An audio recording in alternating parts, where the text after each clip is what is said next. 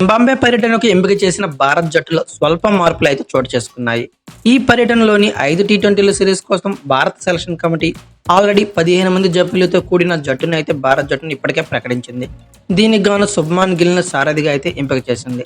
T20 ప్రపంచ cup ఆడిన senior ఆటగాళ్లందరినీ ఈ పర్యటనకు దూరంగా ఉంచిన సెలక్షన్ కమిటీ ఆ టోర్నీలో బెంచ్కే పరిమితమైన యశస్వి జైస్వాల్, సంజు శాంసన్, రింకు సింగ్, ఖలీల్ అహ్మద్, అలానే మ్యాచ్లన్నీ ఆడిన శివం దుబేను కూడా ఎంపిక చేసింది. అయితే ఇప్పటికే శుభ్మాన్ గిల్ సారథ్యంలోని కుర్రాలతో కూడిన జట్టు మంగళవారమే జింబాబ్వే అయితే చేరుకుంది. అయితే భారీ తుఫాను కారణంగా ప్రపంచ కప్ గెలిచిన భారత్ జట్టు బార్బడోస్లోనే చిక్కుకుపోయింది. రోహిత్ సారథ్యంలోని ప్రపంచ కప్ టీం ఇంకా టీమిండియా అయితే రాలేదు.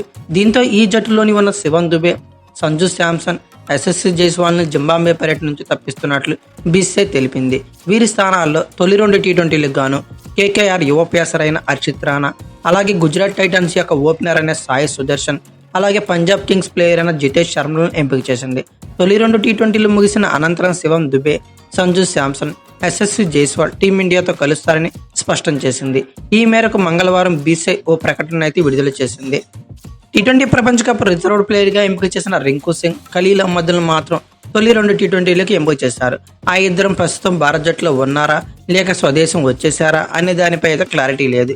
అయితే ఒకసారి ఇండియా జింబాబ్వే 5 టీ20ల సిరీస్ కానీ షెడ్యూల్ పరిశీలిస్తే జూలై 6న మొదటి తొలి టీ20 అయితే జరగనుంది. తర్వాత రోజే అంటే జూలై 7న రెండో టీ20 జరగనుంది. అలాగే జూలై 10, 13, 14న చివరి 3 టీ20లు అయితే జరగనున్నాయి.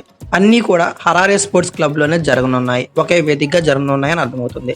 అయితే జింబాబ్వేతో తొలి 2 టీ20లకు భారత్ జట్టును ఒకసారి మనం ముందుగా చూసేద్దాం. శుభ్మాన్ గిల్ కెప్టెన్గా, తర్వాత Ruturaj Gaikwad, Abhishek Sharma, Rinku Singh, Dhruv Jurel, Riyan Parag, Washington Sundar, Ravi Bishnoi, Avesh Khan, Khaleel Ahmed, Mukesh Kumar, Tushar Deshpande, Sai Sudharsan, Jitesh Sharma wicket keeper గాను, హర్షిత్ రాణా ఉన్నారు. ఈ వీడియో కనుక మీకు నచ్చినట్లయితే like, share, comment plus subscribe చేసుకోండి. అలాగే పక్కనే ఉన్న బెల్ ఐకాన్ ఒకటి మాత్రం మర్చిపోకండి. Thank you for watching. Have a nice day.